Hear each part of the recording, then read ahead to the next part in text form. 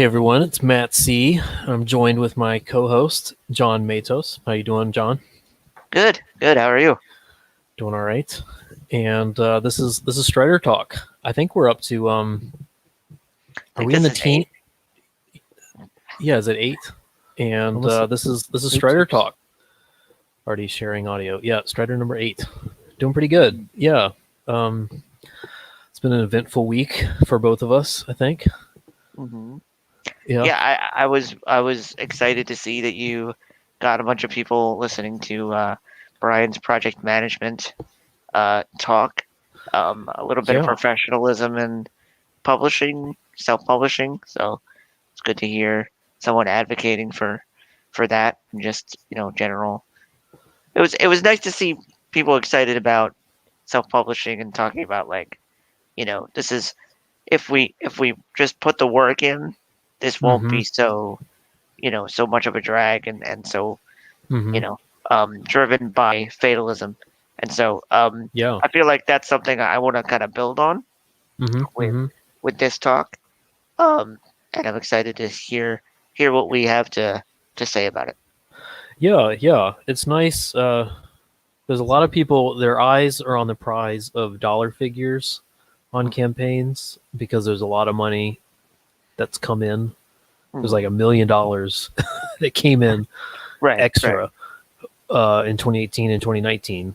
And it looks like it's still there for 2020. And um, but the eyes on the like longevity means uh, focusing on putting books in people's hands, and Right, right. that feels intangible until you actually get physical books and physically put it in people's hands. It Mhm. just feels like a concept, and the Right. dollar sign looks practical. So it's neat to hear. There's a lot of people talking about how you can fail at getting the right dollar amount, Mhm. but a few people are talking about how you can fail after you get the dollar amount, which is kind Mhm. of Right. So critical. I think the thing that I wanted to kind of gear the conversations toward that was something that I feel like was implicit in what Brian was saying was about the relationship between the author and the reader. Hmm. Um, and so this little speech that Adrian of Strip Cover Lit, he's on a part of YouTube that has called itself BookTube, um, Mm, and cool. and there's a lot of people that are interested in reviewing books, and some of them have more focus towards I vlog and then sometimes I do a book review. Some are completely focused on doing book reviews, book hauls, book TBR lists that they go through a month, and then Oh, they'll neat. talk about what they read at the end of the month. Hmm. Um, but I Love it. think there's kind of a fatalism that a lot of I think um, readers of classics and um, people who Mm. have their finger on the pulse of the publishing industry and how it's changed that Adrian in this video kind of gets into. What brings this up in this video is that it's the review for a book called Again But Better. And it Mm. was one of the booktubers um, got a book deal, and not only did she get a book deal, but she got this exclusive partnership with Barnes and Noble, where they had the YA book club, right? Hmm. Young Hmm. adult book club, for those of Sure. you who are not in the know. And they it's actually a new adult novel, but it was being sold among this set of original young adult novels as part of this like book club. You become a part of the book club. You on BookTube or whatever other proprietary thing that these authors are running, and you actually get to talk about the books, I guess, with the authors that wrote them. Um, Oh, very and neat.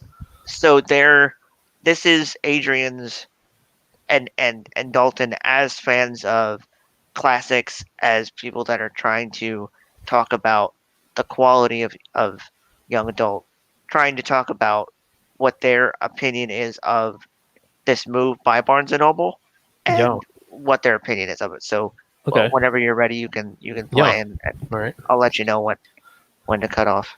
Pressing play now. Review on this. Do we have another topic we want to move into? What else can we talk about with Again But Better? I've got 30 things to talk about. Go on. This is where I just sit back and let you go. Dalton, what's wrong with a piece of cake? What's wrong with sitting down and having a piece of cake? I don't think there's anything wrong with sitting down and having a piece of cake. What's wrong with sitting down and having 4 pieces of cake every night of the week? It's a bit too much cake. You're going to make yourself diabetic Absolutely. because you're eating something that is hollow and sweet. Okay. This novel is the publishing industry giving itself diabetes. Ouch. It is hollow and it is sweet, and it is just a grab for what is there and makes you feel good at the moment. I'm sure they made a pretty penny off of this novel. What is this novel not doing? This novel is not training the next generation of reader. Nope. This novel is not training a generation of readers to be actually, functionally literate. This novel is not training readers to read more difficult things to read. This novel is hollow in that manner. Does she get the boy at the end? Yes, she does. Boy, there's a little bit of icing on top, isn't there? This novel is diabetes for the publishing industry. And what happens when you get diabetes? If it goes too far, it's an awful thing. It's a terrible. I work in a pharmacy. I see this all the time. This guy. It goes untreated. And you think, oftentimes, one of the symptoms of diabetes is these. Hope he doesn't massive strike mood her swings, channel. right? Because your sugar level's wrong. So what do you do? Well, I'm just a little down. Let me get some sugar. I'm just a little tired. I need a pick-me-up. Let me get some sugar. You don't know it, so you don't treat it. So you keep eating the cake until you lose a limb. And once they start taking toes, and once they start taking feet, boy, they just keep going, you know? And boy, when these small publishers close, it's just a small publisher. That was just a big toe. No big deal. I can still eat my Preach. cake. Then a little bit bigger of a publisher goes. And then you're just not thinking correctly enough to seek out, you know? You don't have those good writers around getting theirs. This is what is contributing to the slow demise of the publishing industry. Small publishers close because no one is trained to read literature in that way. Literature in the way that the small publishers thrive on. Instead, we get a shitty new adult excuse for a novel that is plastered with stickers that say YA Book Club.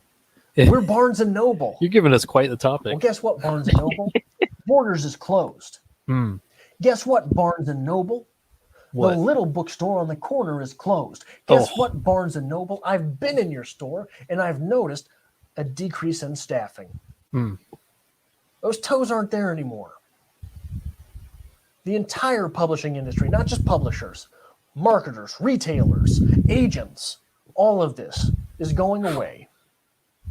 Is he talking about Literature's comics? dying. Like, what? Literature's dying very He's much talking about because everything. things like this keep being published. And things like this just perpetuate things like this. They do not make you move into Shakespeare. They do not make you move into the next literary movement. They do not make you progress into NA. They do not make you progress into actual literature. They do not make you progress into the classics section. They do not make you progress into picking up an issue of Tin House off of the shelf. It is just this. This is the end. There is nothing being prepared for the next course. It's just more cake. It's just All right, you can shut off the Southern preacher there. Amazing. Oh man, So what do you think about that? What brought you agree, disagree? well, so there's a very interesting thing that I feel it's not often talked about in the Western tradition as in terms of what do we feel like deserves to be canonized, right?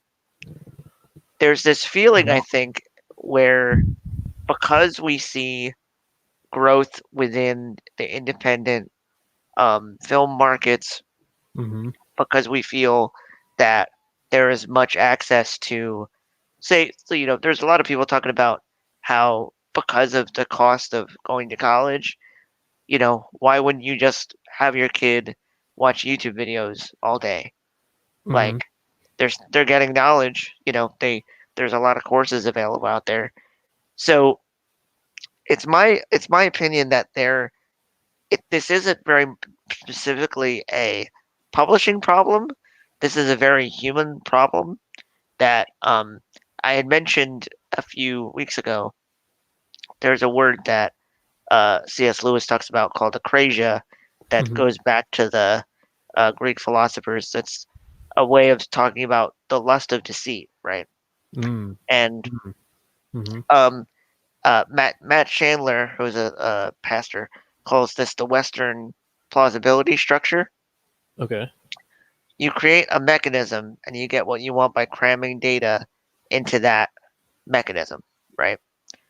Because as Interesting. long as you're getting the data some way, so Yeah. it works, right? So Mm-hmm. rather than focus on fiction, which I feel personally it's my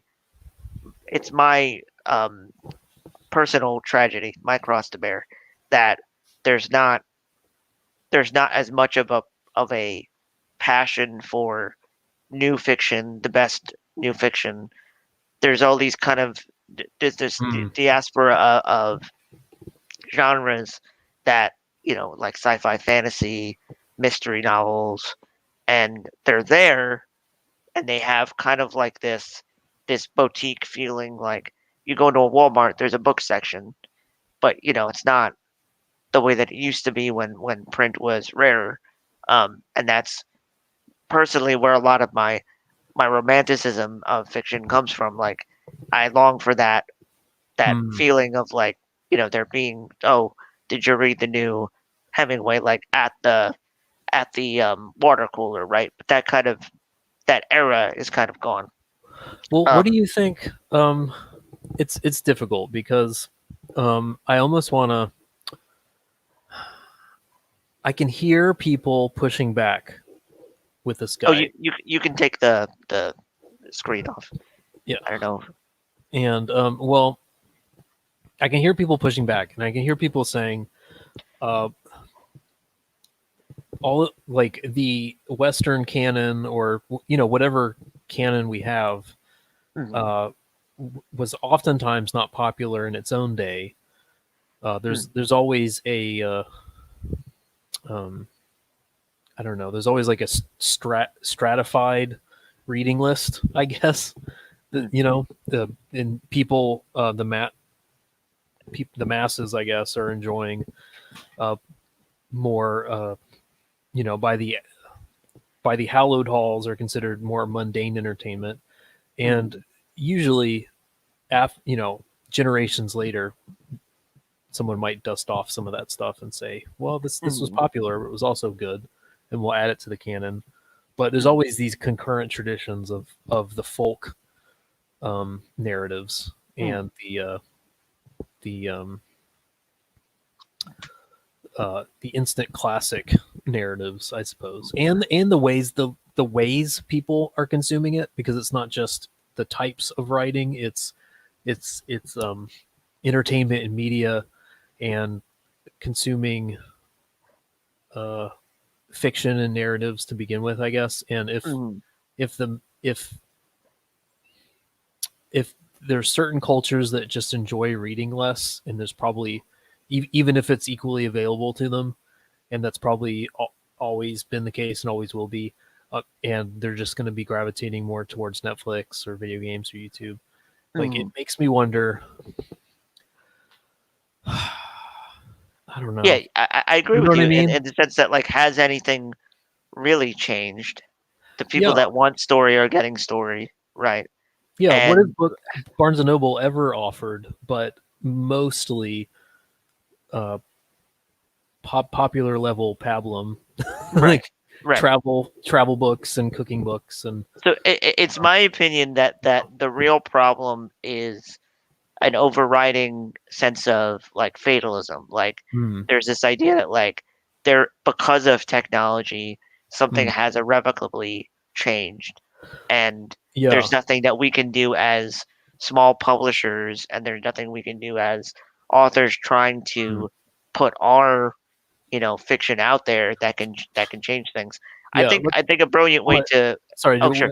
1 second. Let's make. I think Fly Fox Pro in the chat had something interesting. He says, "I think that technology, whether it be printing press or the internet, has opened up participation in culture more and more, but making the impact of nuclear bombs like Hemingway or Harry Potter rarer.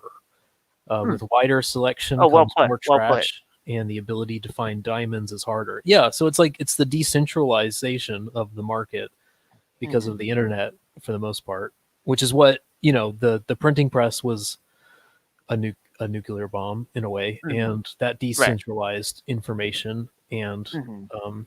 in every genre, and the internet is just a continuation in that tradition, I guess. So Right. the more Right. it's decentralized, the more variety of content, the more quantity, what the harder it is, and there's still a lot of quality, but it's harder to find that. I guess the bell curve is Right. stretched, I suppose.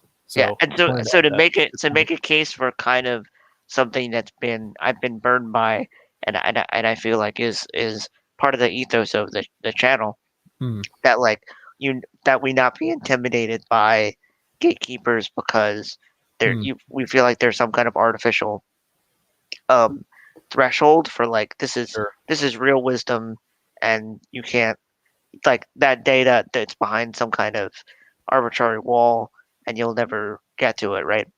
Hmm. One of the ways I wanted to illustrate this, and it wasn't until recently that I realized how influential Fahrenheit 451 was to me in terms of how I view media. Yeah, But sure. I think it portrays something well. So for those unaware, it's about a fireman named Guy Montag, but instead of burning, putting out fires and burning buildings, they find books. They find buildings that have books in them, Hmm. find houses that are hiding books, and they burn them. We're gonna Um, preach again, aren't we? Hmm. oh, uh, well, yes and no.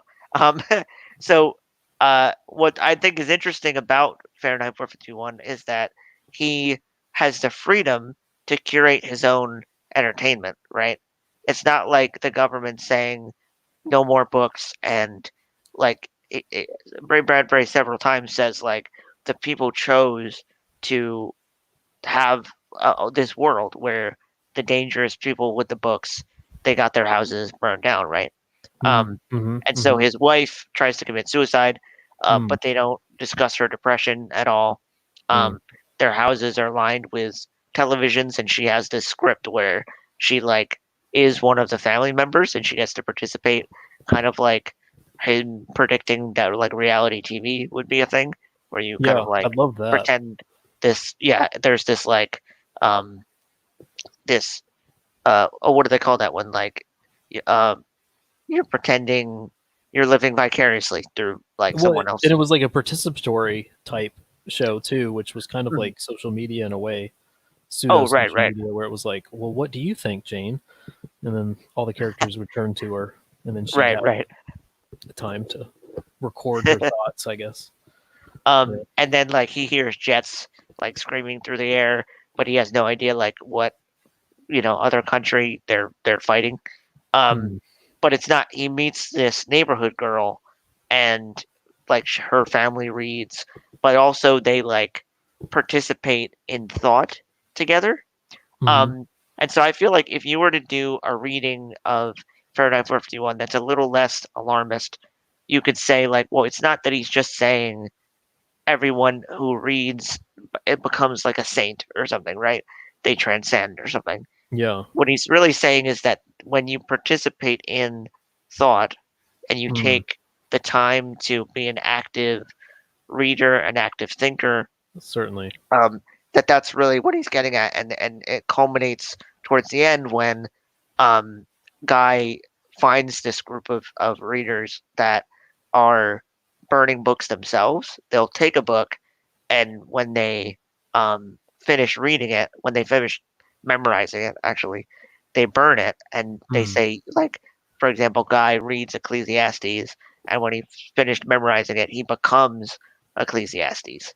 Yeah. And I was like, that's such a beautiful thing because it's a way of showing this practice of good, like, reading is actually a good living, right?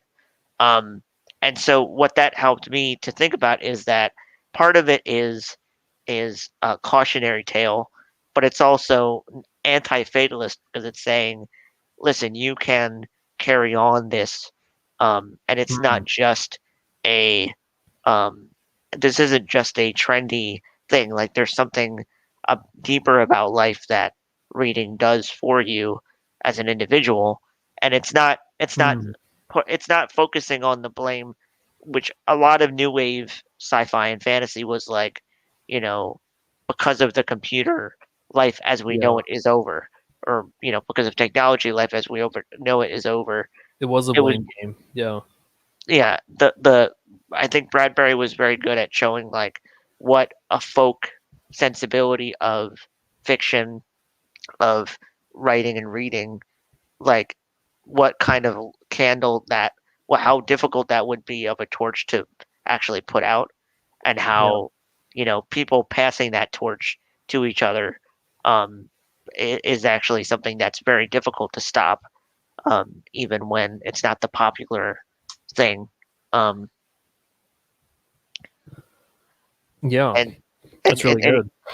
and it kind of goes to two things which we can kind of attack in tandem, that Hmm. like he talks about the deprecation of media, and it's not like an elite cast that makes that happen, and also Hmm. there's the overindulgence of media, um and so one of the things that kind of gave me a burst of joy, when I went to Barnes and Noble recently, on a date with my girlfriend, there was a Starbucks at my uh, Nice. at my local Barnes and Noble. I noticed recently that they've started doing discount books at the counter. So if you buy something at the Starbucks, you get some money Oh. off Hmm. a book. And Smart. so the first one was just like a kid's book, and so I was like, that's nice that they're doing that. I'm not necessarily going to buy a picture book just to support this. But the Yeah. second one was this Irish Fairy and Folk Tales, um, and it's like a really good um, quality, like faux leather binding, and it's got like gold embossed like edges on the paper, um, and my sister, who is the medieval expert, was just like leafing through it, and she's like, "Oh Hmm. yeah, like this poem is the poem about fairies that you need to know if you want Ooh. to learn about the stuff." So I'm like, Yeah. "Oh well, this is that like this is a really well edited Oh, um, nice. little compendium of different very like fairy tales and fairy poetry." So like that that is such a good indication to me that like there that this was something maybe that was like uh uh if you were a cynic, you could say this mercenary deal between them and Starbucks, and they don't really care about good literature, but like this is a sign that they're not they're not against having good literature be part of that deal. It's not just like, let's make fake books and put them up there just to make it look like we care. Like it's Yeah. really it's And they did actually have. There was a bit of interesting. a.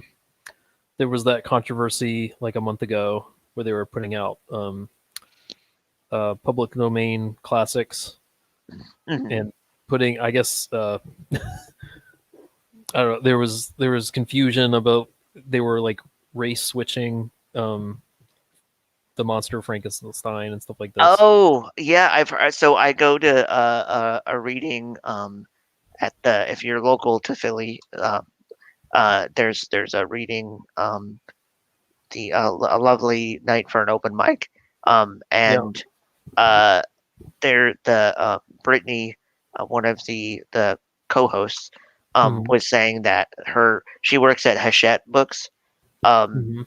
and she was basically just saying that like they were they were they were trying to deal with the fact that this was something that was like not was kind of tone deaf, and like trying to debate like, because that's, if you work in any industry, even if you were somebody there that, you know she said she does a lot of math to like make sure that the pages of the books have the right amount of, so that they can go to the printer and that they'll work out. Oh, neat. You'll still overhear people fretting about different industry things that are happening, and that was one of them. She was also saying that Amazon is trying to make like ebooks that you package with audio, not like, Hmm. and they were trying to say that those weren't books.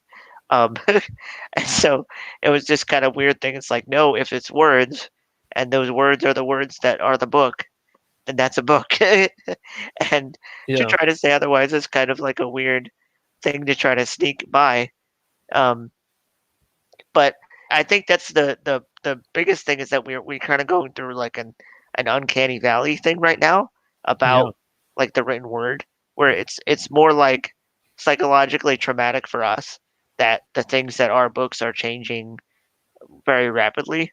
Um, like I read a book on tapas where Hmm. they have, for those of you who don't know, has been doing has been a webcomics platform. Um, but they also have novels on there, and it's called Underground Airlines. It's by Ben Winters, um, and that was like a really good noir sci-fi book about like the basic idea is, what if after the Civil War there were only 4 states that were allowed to keep slavery going, Yeah. and it's from the perspective of a slave who became a uh oh, what is Raylan's job in Justified? He's a uh Oh there are God. so many there are so many different there are so many different, like, he's not a ranger. Um but anyway, Yeah. Like it's kind of like a bounty hunter type character. yeah, Is that? yeah. So Yeah. that's the idea, is that instead of being a slave, he now pursues Yeah. escaped slaves. Um, Mm. and it was really well written. I would put Mm. in the kind of upmarket fiction category.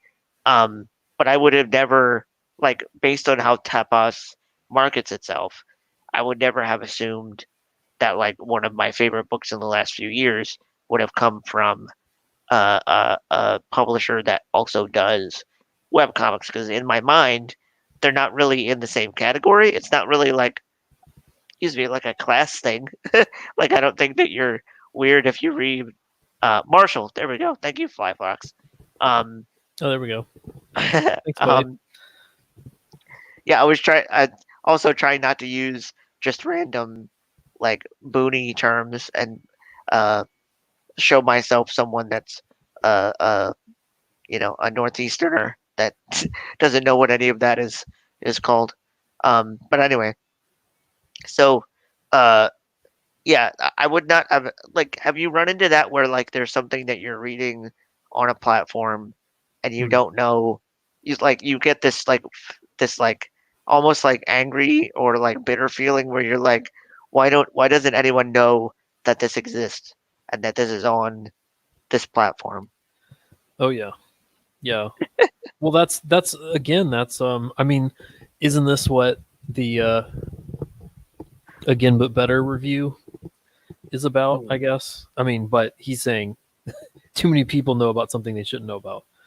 But Uh, like it's this decentralizing thing where now it's about we've gotten so connected, and honestly it's probably we're actually probably finding something of a neutral, like a middle way mhm. that I think more looks like the pre-modern state when things were less connected, where there's a lot of Hmm. regional popularities within Right. certain communities. But the only difference now is that a lot of people are finding communities online of like-minded people, and in the past it was people who weren't like-minded, or I mean, in some ways they were, but in some ways they weren't. Who Mhm. they were communities because they were neighbors, and Mhm. now we're communities because of interests. Mhm. And people are, I don't know, that gets into a whole bunch of stuff, but I think one of them is just that there were never international successes on anything until Mhm. until the 20th century, and now we're going back. We're going back to the norm, which is uh, regional Right. interests among smaller communities, I guess, Mhm. of And niche I stuff. and I Niche is think that natural. that's mm, yeah, So and I think that what that had started to form in my mind in terms of um how so how do you deal with that anxiety feeling where like you mm, know about something and yeah, there's so much of this stuff being published every day, and so you're like, you know, what I like is going to get lost in the shuffle, and the industry that I care about yeah, is going to be kind of crowded out. um so one thing that is separate but related, um I was thinking about how, in earlier, more political episodes that we've done, um, I was thinking about different denominations. So personally, I come yeah. from a church that is non-denominational, um, Hmm. and what's interesting is that recently I had been starting to look at just different people, like, so for example, Wretched Radio is a YouTube show that talks about orthodoxy and eschatology and all this, like, Oh, neat. I what, think I've heard how do of you it. do church well types of stuff.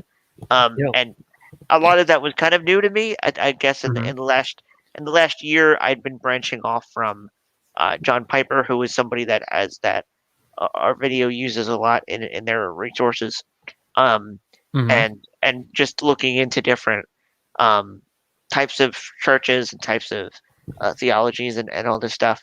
Yeah. Um, but So, I was, is your non-denominational church?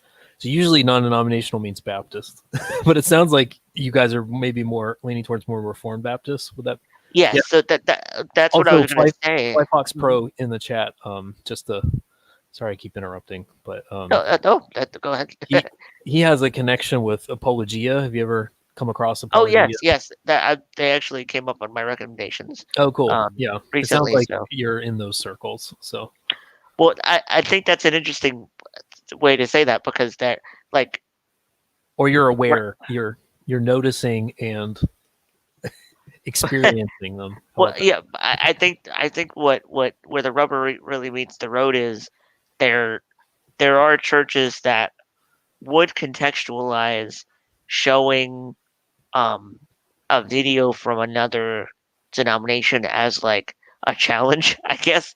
And it would be like, Okay. well, let's see, let's not get too Lutheran about this, or let's not get too, and so there's that kind of like feeling, I guess. Mm-hmm. Um, but then there are ones where the idea is that, hey, like, there are, for example, that's really where the host of Wretched Radio kind of falls, is there are non-essential doctrines that we can debate about forever until Christ comes back, and then that's like, we're not going to care at that point that, you are a Baptist or not. Like, there's Mm. some of those things that, like, are not divisive, and some that are more. Um, Yeah, yeah, yeah, so definitely. And I think what? those reform circles are probably, and I don't even know. I mean, I would say doctrinally they should get that, but in Mhm. ages past, reform people have excommunicated all types of people for Oh, secondary issues, and I think practically, even though doctrinally I think there's cause to have brother and sisterhood with people of a lot of different denominations. In practicality, I suspect it has a lot to do with reform people being a minority in mm, every country and in every culture, and so they're mm, trying to get along better. great. I think so that there's no temptation available to there's no temptation to power. Mm. like there isn't maybe more evangelical circles um, in America, at least. I don't know, Hmm. but yeah. So just throwing that out there. I don't, Hmm. but yeah. But continue. Sorry. Oh no, well, I think I'm very curious in the sense that my church does not necessarily, and I guess gracefully so. Um, I haven't really been steeped in where the needle is, where Mm, like how much a certain denomination has like sway, I guess you could say. What the numbers are, or like yeah. I'm Sure. that the context for that I am completely oblivious of. Um, but what what that's brought me to is that in looking at publishing, where you have like say like people talk about all the time in comics, it's the big two, and they have Mm, sway as far as what the public perception of comics publishing is. I was very interested that Douglas Wilson, as I told you yeah. recently, I noticed Canon Press was a thing. Um, I was both admirable, I admired, and was kind of wanted to make have an ongoing assessment of the fact that like they're pumping out these YouTube videos, they're starting this podcast, and so it's like, oh, okay, Yeah. this is the first Christian publisher that I've seen has some skin in the game in terms of new media, right? Yeah. I think Um, they definitely do. Yeah. so I was thinking like, okay, so he also has this convention called Federal Vision, and so I Hmm. was wondering like, um, if does by Federal Vision he mean that he wants to create a this an actual politically federalist like feeling or spirit among the churches or among in the sense that like because in my heart of hearts what I really would like is for in general human beings to have this feeling that the United States is more of a union and that like Mm, in terms of like you read a a midwestern thing and your first thought isn't, well, what is this bumpkin want to educate me about his bumpkin ways. There's this very elitist thing, but for a lot of different regions, right? It's very stratified in terms mm, of class and all this stuff. So it's a very idealistic desire, but my first thought in terms of when we were talking about just general politics, just generally how people think nowadays, I was hoping that like if I wanted to personally advocate for anything, it would be a federalist vision of when something is done, you'll just think about, well, this is a Marvel fan, and this is what he would like comics to look like, what Marvel books have historically looked like. Um, and so, okay. Okay. Well, what do you think by this is really interesting. What do you think? Uh, I mean, what do you think by federalism? Like, what do you believe federalism to be? I guess hmm, well, if you summarized it, not I not think, not Doug hmm, Wilson's, but oh, just sure. like So the principle in general. the way to explain this, and it's something, it's the reason why it had elucidated itself this way to me. Um, there was a interview that Malcolm Gladwell did on Joe Mm, Rogan, and hmm. I know those are also two very like Yeah, that's uh a meeting of two different worlds. yeah, right. Um, but one something that got brought up that was like it's uh uh, uh what would you call it? It was atheistic of any of the stuff that Joe Rogan usually gets up to.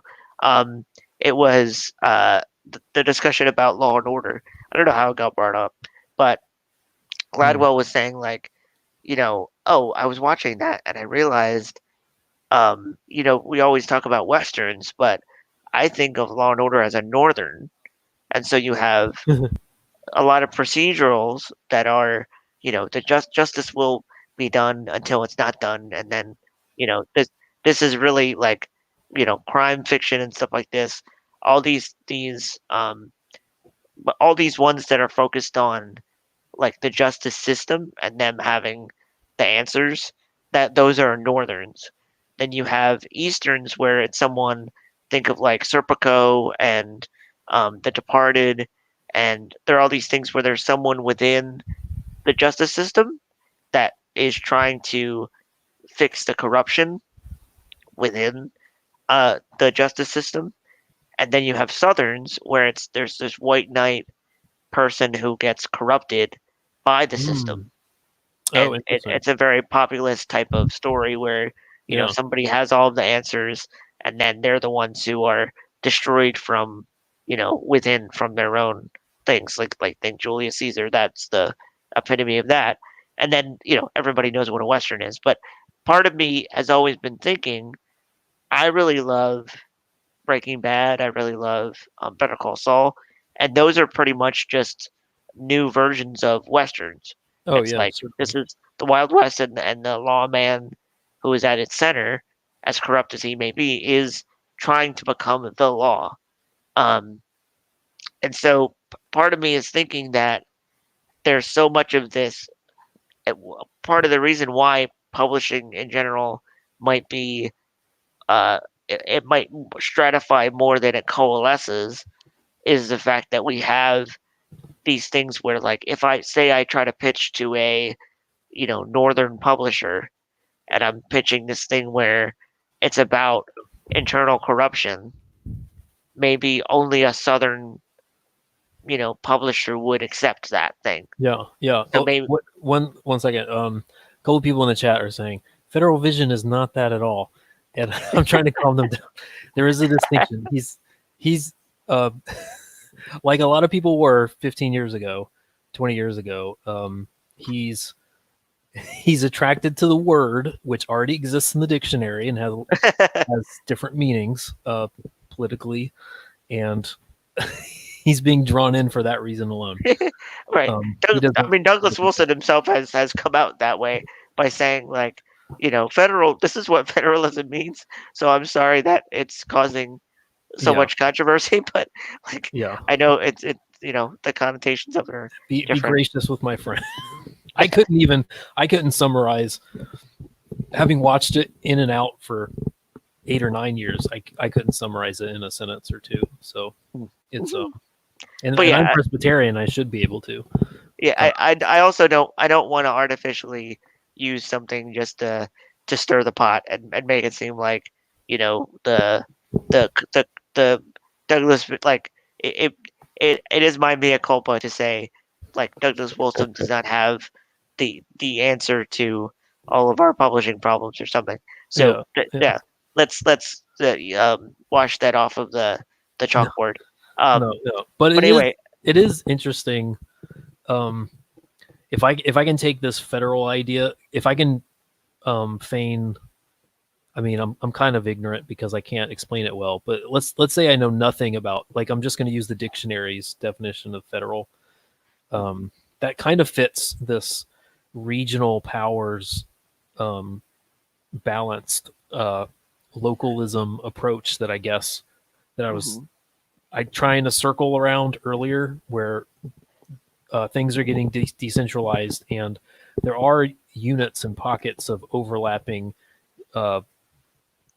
niche interests that have maintained credibility and are building followings and are healthy and doing all kinds of vibrant things and evolving in all these different interesting directions. But there's no monolithic consensus about which is better than the other. And so that's like the federal, it's like the federal vision. I probably shouldn't say it. A couple of people's ears are burning when I say that, but there's a federal approach to literature and fiction and self-publishing and gaining a following, like the people that you brought up, the Mavericks and Mavens of last episode, of how can we, it's not necessarily a zero-sum pool of people who are interested in these things. But there's many different ways to approach gaining readership and gaining and sharing within a community network of, kind of organic readers, interested fellow creators, that sort of thing.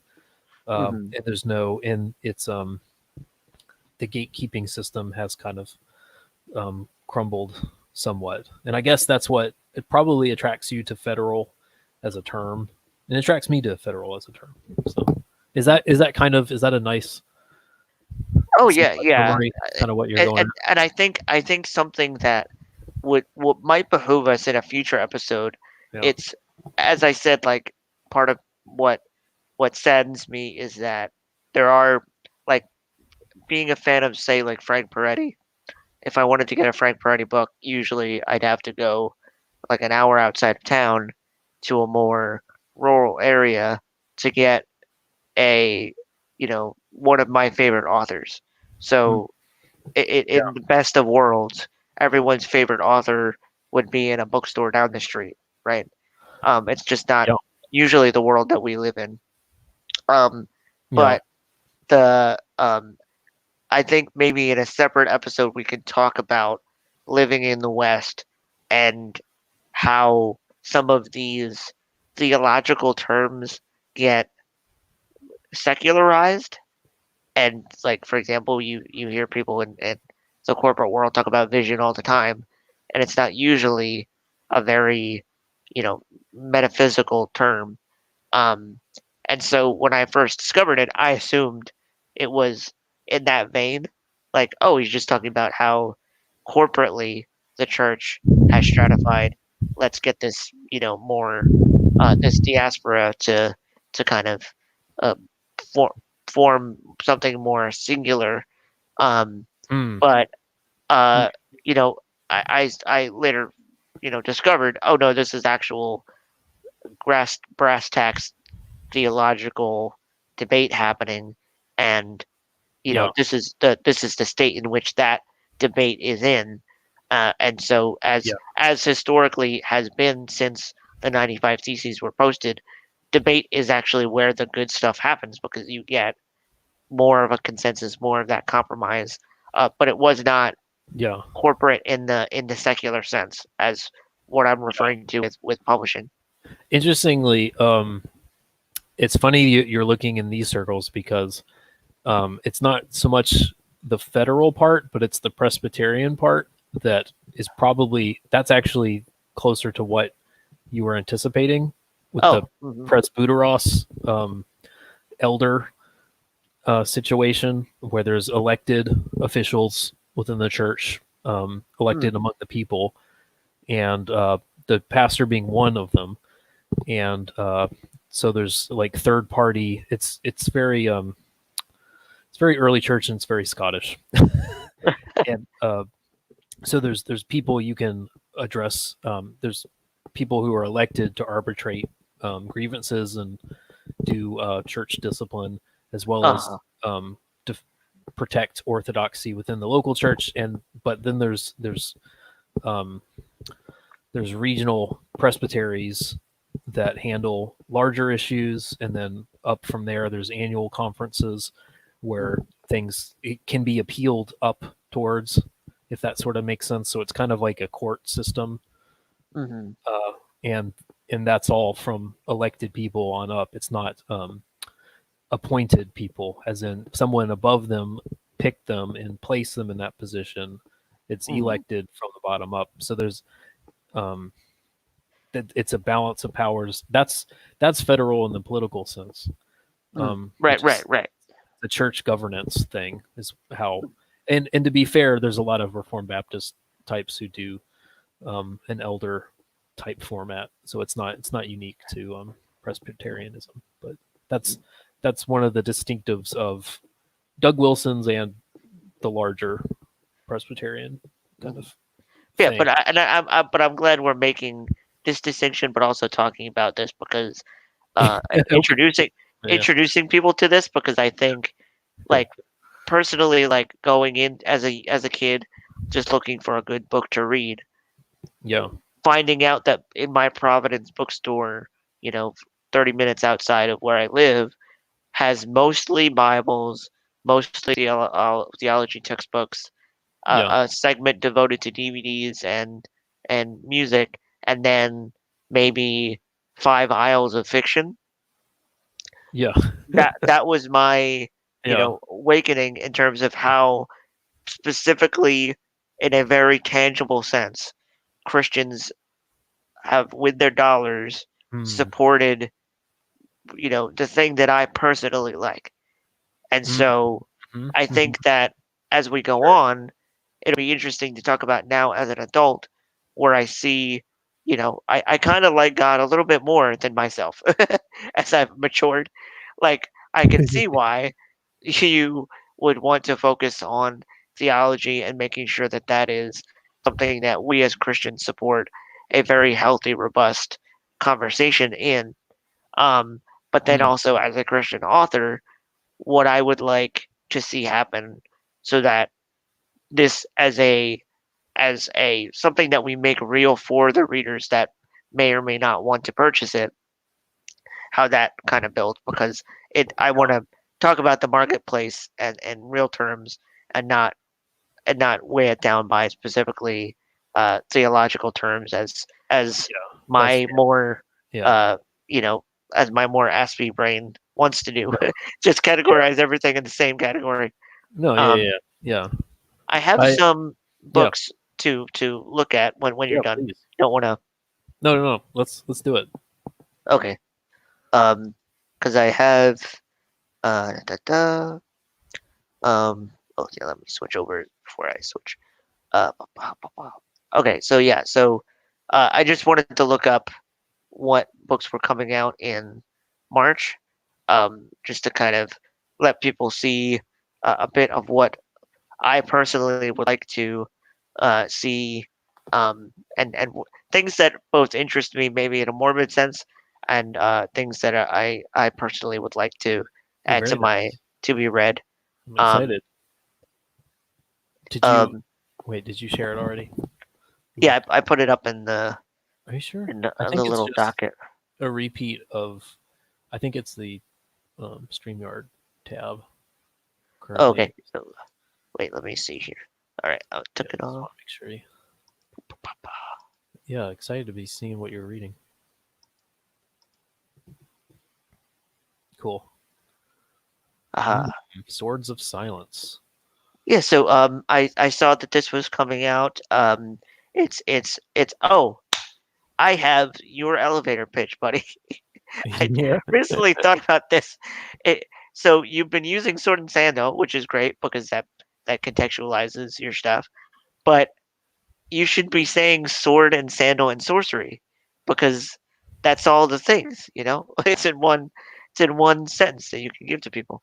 Um, but Yeah, this you're right. this is this is in a similar. I mean, not to knock you. I mean, like, No, but yeah, I sword and I sorcery is another genre. everybody, Yeah. all of us authors are struggling to fit what we, because we wrote a book. Like, it's like I'm good at making things long, not keeping them short. Um, uh, but this is in a similar vein, in the sense that it's a historical fantasy.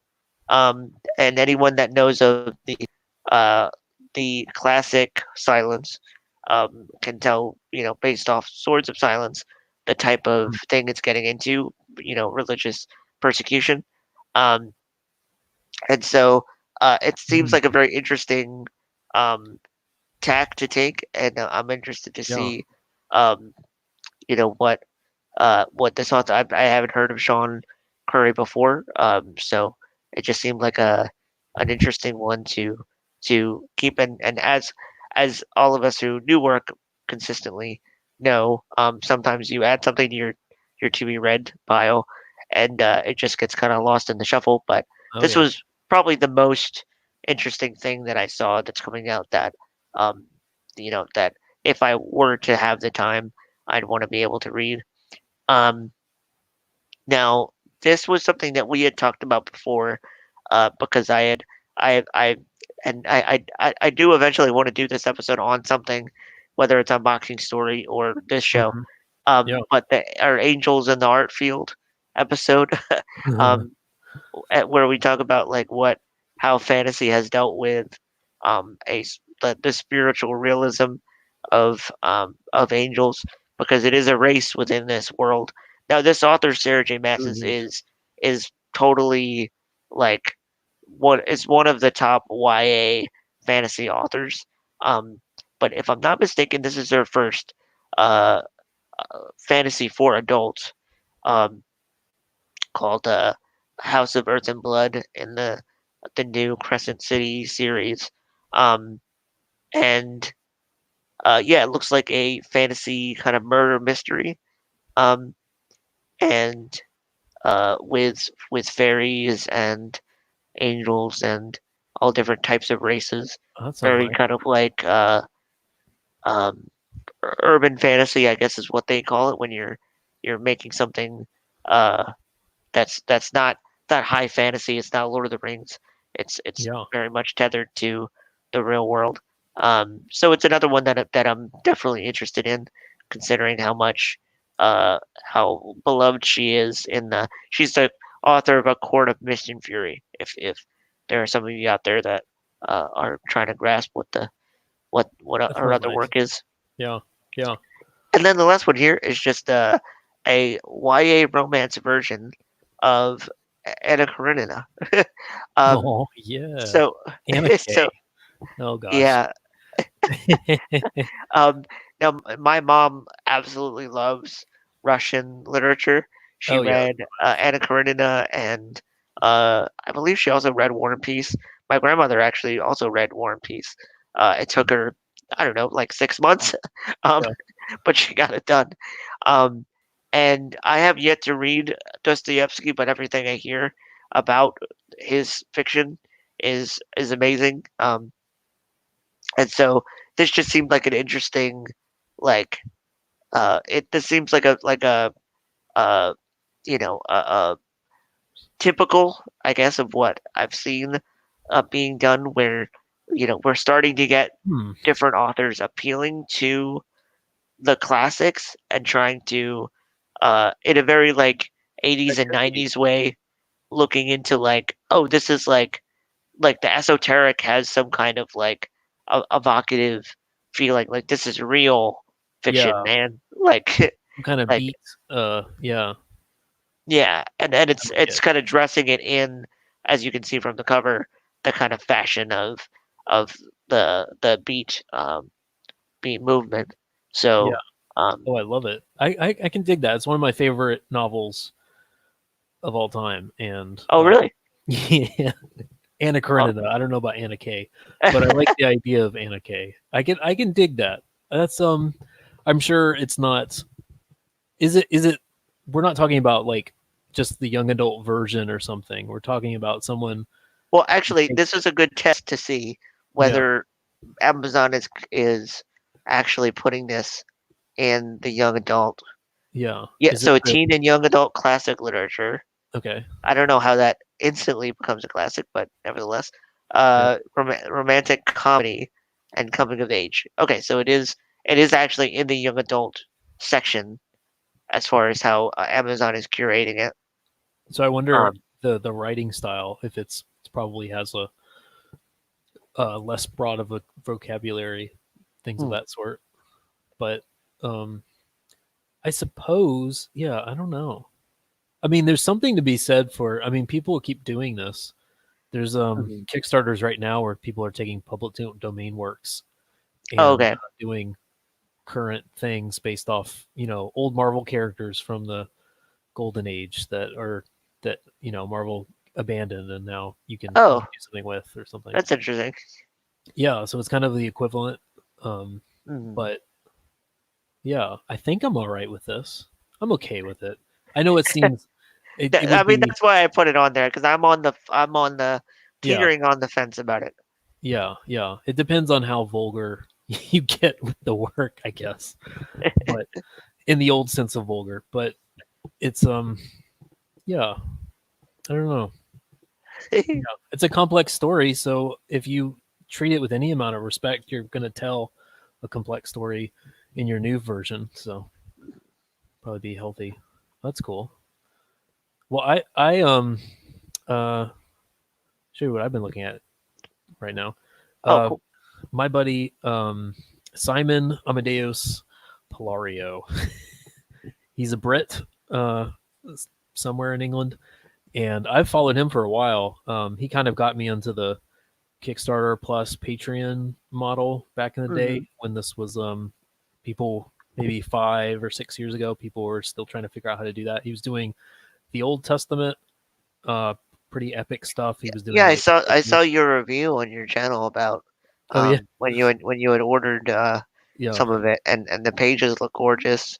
yeah, It's definitely, and specifically in terms of book marketing, the title that he chose, word for word Bible comic, that is such a good way of you just think by so? shorthand telling you this is what this is, and this Yeah, is how this is different from the Action Bible, for example, yes, that is trying to do a comic version of scripture. yes, and he also got me, and he showed me it's possible that you can give yourself permission to, try it, like recreate historically accurate, Right. stuff, like Right. to actually research it. And it's not just word for word. Like the nice thing about the word for word approach is that Mm, you're implying that it's panel for panel researched too.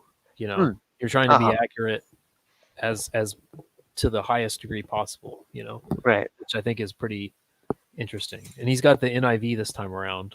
He had something else, but I guess you have Okay. to buy, you know, that's a copyrighted translation, and you gotta purchase it. So yeah, what did he have? Uh-huh. Let's look at that pie chart. Uh, NIV rights. Oh, that's not a big amount. But he had to pay for NIV rights, which I think is interesting. Oh, I guess someone owns the new international version. But hmm. yeah, he's a cool guy, and he's got a whole section here that's devoted to uh, why would you read this if you're not a Christian? He Uh-huh. tries to do that at every, and I think he does it pretty successfully. Let's see. Well, I won't be able to find. I'm probably making people nauseous. But he,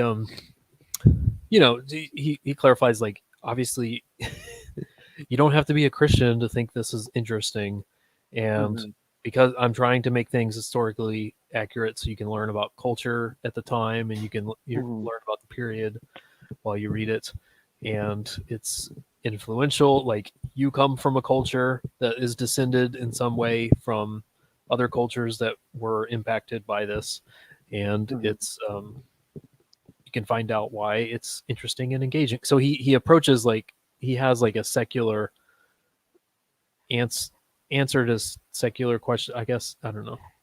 Well, the way that I would put it, and it's something I think we'll talk about Yeah. in terms of like the barrier for Christian fiction, Mm-hmm. is something C.S. Lewis called Bulverism, where you Hmm. need to prove that something is wrong to even start an argument. And so, Ooh. so many of the so much of the inclination that humans have is if you want to argue with someone, don't even get in an argument and just like start taunting them, saying like, "Well, you're an idiot, so I'm not going to argue with you," right?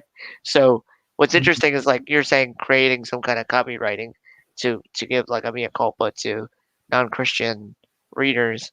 It's basically saying like it's okay for you to read something that's Christian, like basically it's arguing at the point of like you don't have to believe that the pretentious type or the pretentious voice in your brain that says reading or being a part of the conversation is automatically agreement, like that you're like Yeah. signing on the dotted line by just being a part of the investigation. um and so I think that that's something that um, it's an interesting thing in terms of just publishing, and that's kind of a lot of what Peterson gets at by saying that like Hmm. you there's a part of passing wisdom on in general that like we can't necessarily explain how it came from mythic traditions, and that like you can't argue with the fact that it was inherent to the a shift that we still haven't explained how that was like how is it that somebody that believed that there was a man throwing lightning with his hands also founded Western civilization? Like, it's not obvious that that would be something that would be like, Yeah. if you're going to go with a very reductionist argument to things. So that's how I feel about like when there's somebody that's like saying like, oh, you know, I'm even like reading somebody who's Jewish or somebody who's Muslim. Sure. If I see that they have a book like a Kite Runner or something, and like my initial thought hopefully is, oh, I'm interested in their story, as opposed to I'm interested in reading an Islamic text so that I can dunk on them next time I see one of them. Like, Yeah. like that's not. Hopefully, that's not my default. Maybe sometimes it is because I'm a human being, but Yeah. hopefully, Yeah. my instinct is this is another human. So let's see what human they're getting up to. No, yeah, totally agreed. Uh, th- that's something that society, and I'll go ahead and say Western society, even if that's a bad word, because I think Eastern societies have this locked down in different ways culturally. There's a certain um, solidarity. They have various pre-modern means of maintaining solidarity, but Western culture is in this weird stage of trying to become post-religious and turning out to be religious in every way, but in Uh, the traditional sense, mm, and trying to reestablish some means of being able to rationalize a brotherhood of men kind of approach to a mm, global human society of how can I respect all people have equal dignity. I can't just say I can't, these aren't just tautologies, like I know them to be true, mm, and yet I don't have I'm not permitting myself the grounds by which mm, my ancestors and currently most of the planet uh, outside of much of the West mm. does justify these things. So it's interesting to Yeah, and I see think that's a our reason why I neighbors like struggle. a lot of what like Pauline stuff in terms of Mm, like he almost he makes all these spiritual things sound like this is your heritage, this is your equipment, like you're being mm, equipped with this stuff, because mm, it's almost like most people default to like I know I need to do this, I know I like this, I mm. know I should be nicer to this person, but I can't on my own. I can't do this. And Paul's like, exactly. Like Oh, there's interesting. other Yeah. stuff like you you need something that's helping you, and that's what real belief is. It's not just belief that you're gonna wake up one day with the lights on in your heart. Like you're gonna need Mm, some help. So yeah, yeah. I Yeah. think definitely most of this stuff is stuff that we want to get deeper into at some later date. Yeah. That'd be Um, nice. There's probably some way to relate the two atoms theology into mhm, literature and publishing. you know, mhm, the first atom and the last atom. Obviously, you can't be a branch growing on itself. You have to be still the wild branch, or you have to be grafted into mm, the the gardened olive tree with the mhm. gardener. But you can't grow. You can't just rip yourself off and stick yourself in the dirt and You know, expect a to grow. nice way to do this, probably as much as I would hate to do it, is to continue watching The Witcher because Yeah. there's Okay. so much of how that hero is written that to me Hmm. screams like this is a postmodern, self-made like person who just happens to be a knight errant like Oh no, is it a self insert? figure. Yeah. Like I read up on the after watching the first episode and how it was like supposed to be a commentary about um an a not amoral but like a ambivalence to politics Yeah. And it's Yeah. as That attracted me too.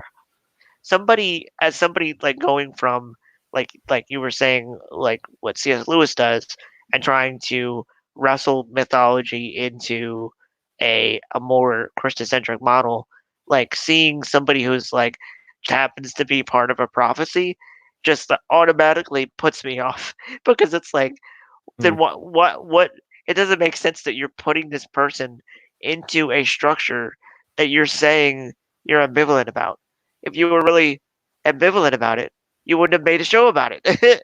Like, it's very Mm. odd to me because you're arguing Be against passionately yourself. dispassionate. Yeah. So it's a very interesting, like that. I Wow. feel like we could definitely talk about that and Yeah. how it relates to Immoderately moderate. right, right. Yeah. But I know I gotta let you go because you got Uh, where are you traveling off to? overseas, which the place we're going and the place we're coming from has the same amount of coronavirus. Oh, So there's no, I guess. we might as well leave because it's not, we're of no less danger now. But I am going to Europe, but to see some family. Oh, And, cool. but yeah, it's already in my home. It's already in the county next to me. So, Hmm.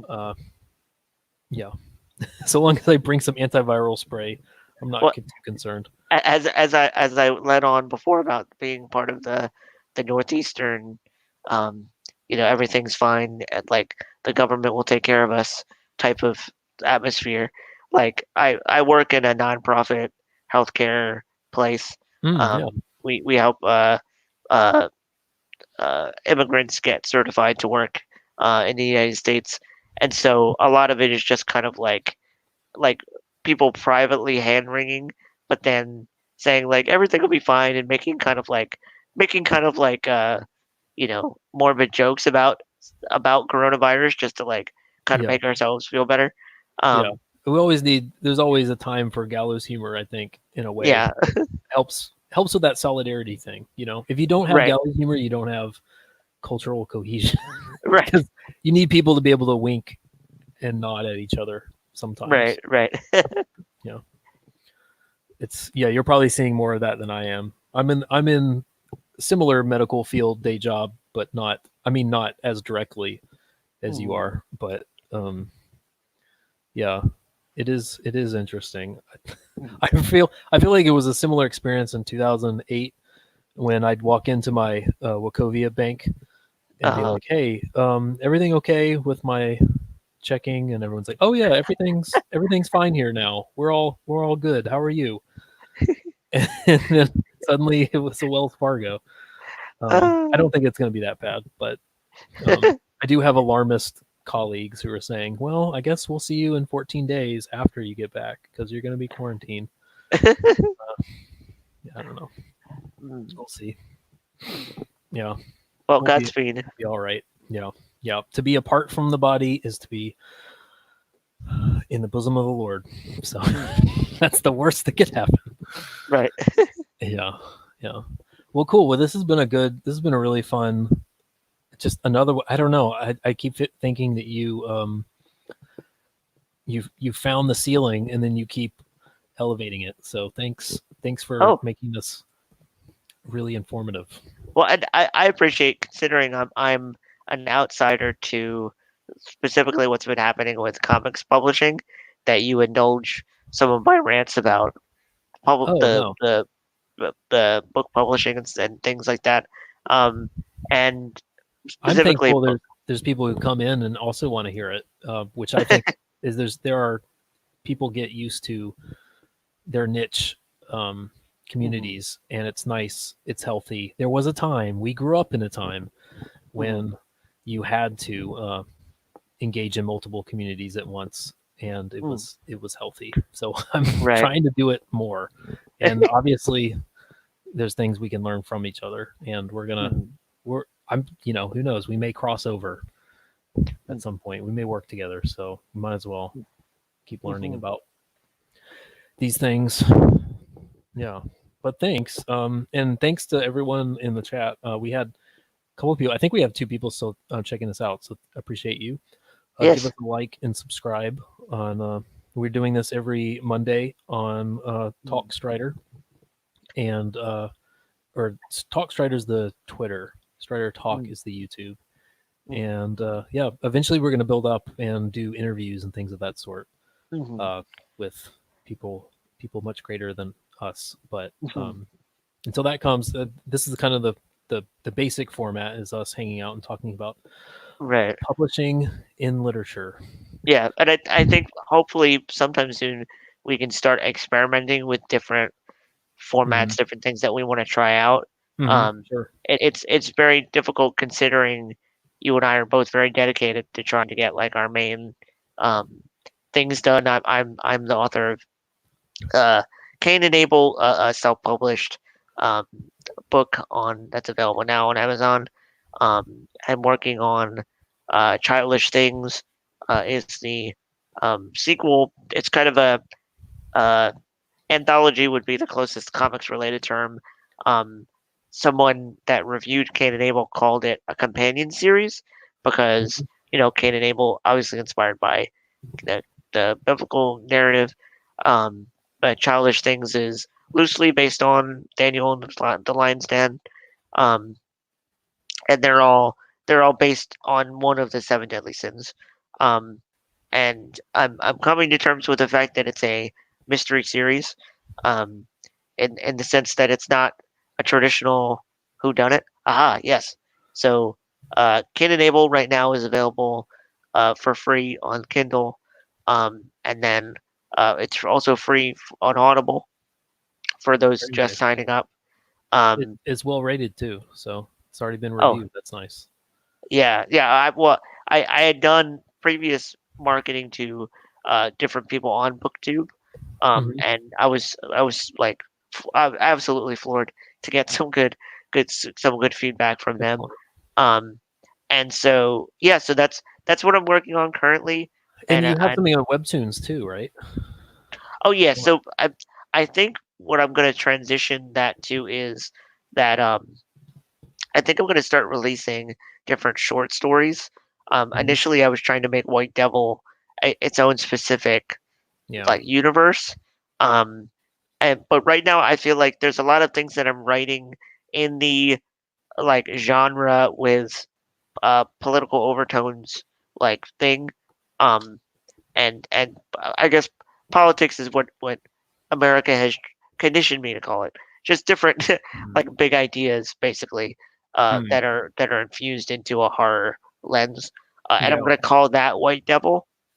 So, a lot Okay. of the stuff that I've been reading at the A Lovely Night for an Open Mic, that Yeah. is kind of cyberpunk and Mhm. um, more gothic horror and that type of. Very nice.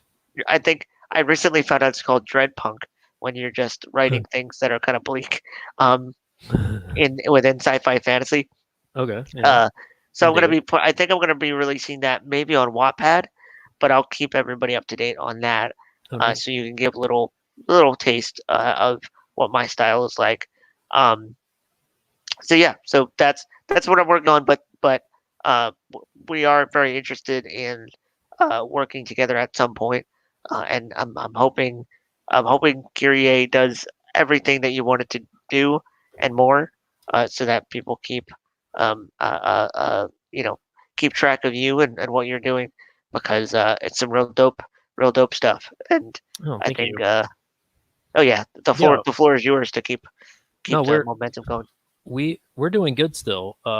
I'm the only one doing this on Indiegogo, as far as I know, and I'm glad I had the eureka moment to actually make Indiegogo work for me rather than work for Indiegogo. Excellent. Yeah. So, and that's something Brian Ball taught me from last Friday. So, we're over 40% funded now for the book costs, and I think that's pretty good. And I'm able I'm no longer like I intentionally broke the system so that I don't have to raise all this money in a set amount of time because I knew because I'm not a famous YouTuber and I don't chase drama that it's going to be hard to fund printing. This, it used to be, it was normal to have to struggle to raise $6.5 grand, and I consider it a challenge that I relish. I think it can be done. It's just a matter of numbers. I just have to continue to increase my visibility. A certain number of people a certain percentage will buy the book if they see it, but not enough people have seen it. So I'm just continuing to work on that. Yeah, and because I broke it, I this can continue on indefinitely. Thankfully, it won't, because we're gonna reach this maybe in a month or so, and then the book's already drawn, so I can send it the following week to the printer and turn it around. So even with a longer campaigning period, I can actually print it faster than anything else I know of on Indiegogo right now too, because it's done and will print domestically. So that's Oh, and as somebody who is knee deep in contract work and trying to also run his own small business, I'm thankful to say that because I'm getting a tax refund, I can actually help you out a little bit with oh with Carry A too. Because I was looking at my finances and I'm like, this is a little shaky, but I at least know that within the next month I'll have the means to get, because I mean, regardless, as Brian was saying, having that tier of like, you're gonna get the well, no, I was thinking you have a tier where you can get book 1 and 2. I was trying to get that link to a friend of mine because oh yeah, he hasn't gotten the first one yet. Um, but regardless, like I wanted to get issue 2, or the second volume, and I knew I was going to at some point. But I'm like, I want to do that when it will actually help fund this thing. So yeah, all oh that to say yeah. that yes, I'm looking forward to getting that book in my hands, and yeah, and other people for getting that on their shelves. That belongs there. Yeah. Well, thanks. And the key factor, a lot of people ask, like, how am I able to do this? And it's because I don't have to be paid, and I'm the only person working on this. If anyone else had to be paid for this, if I had to contract, I do have an editor, but he works for free. And if I had to pay anyone, I could not afford to do this. But I mean, such is DIY self-published communities. Such have they always been, and such they always will be, I think, normally. So $45 and free US shipping gets you 3 posters and 2 books, 250 pages plus of content in those 2 books. So there's nothing else like that. Most people are charging you, and I understand and the value is there, but they're charging $25 for like 48 pages or 60 pages. And I've said it before, and I'll say it again about your artwork. There's a sense in which it feels iconic, and so if somebody else had a, say, like a bookmark or like some kind of like tchotchke that's like they're putting with their thing, as somebody who reads graphic novels for the words, which is Yeah. a weird thing to say. No. That's half people, honestly. At least half. Just looking at the art that you have, like for example, like I saw the kind of like enamel, um enamel and neon like tier that you have. That's like a perk. That's like further. Uh, What is it's that? I know one of the things is a Hydra head at some point. Oh, yeah. Well, that would be a stretch goal, and that's if we can exceed printing funding costs. But There's using it anecdotally, like just yeah, seeing how iconic those look, yeah, it motivates me to want to support like that as a stretch goal. You know what I mean? Like that, it's something that I would actually put on clothing that I have.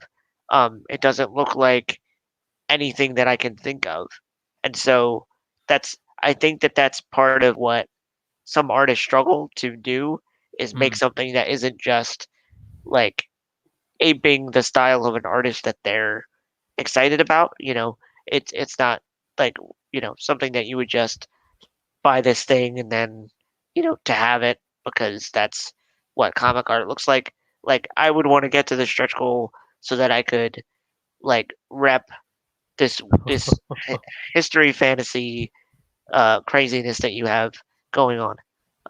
You're too kind. You're too kind. Well, I think it was the Calvin and Hobbes guy whose name escapes me. Oh, I think it's Bill Watterson. Yeah, I think it was Watterson. But you know what? Now that I say it's Watterson, it probably wasn't. But he said someone famous, a cartoonist, once said you develop a style by trying really hard to capture and impersonate and defraud someone of their style, and then you fail at that, and what you're left with is your style. So I think that's usually the case, which is just another argument for the branch must be grafted in. You know what I mean? Like it's this lone starving artist cerebrally like kind of staring at the wall, then coming up with their own ideas has always been a fiction. The real reality is that we're artists in community, and we're always stealing from each other and interested in each other's things and developing. It's an ecosystem of creativity. You know what I mean? So right.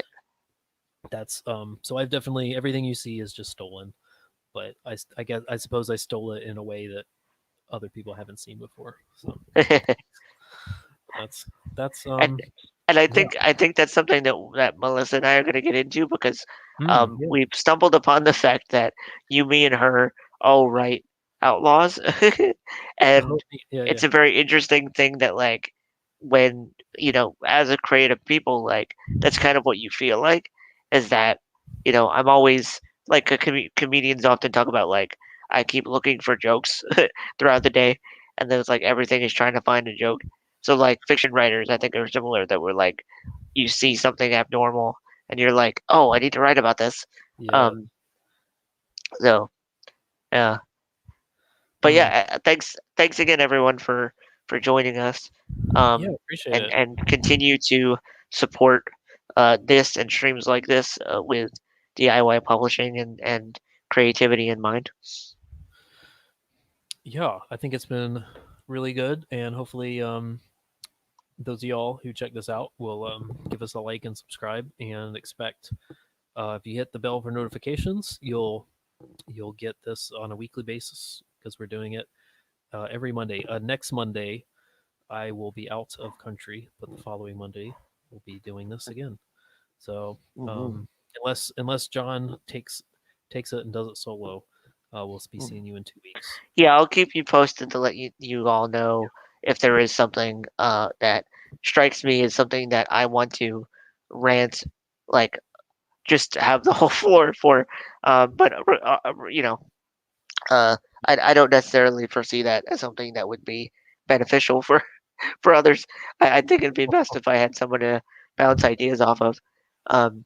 But yeah, thanks again, and we'll talk to you guys later. All right. See you guys later. Everyone have a good one. And thanks again for checking this out. This is Strider Talk with Matt C. and John Matos signing out.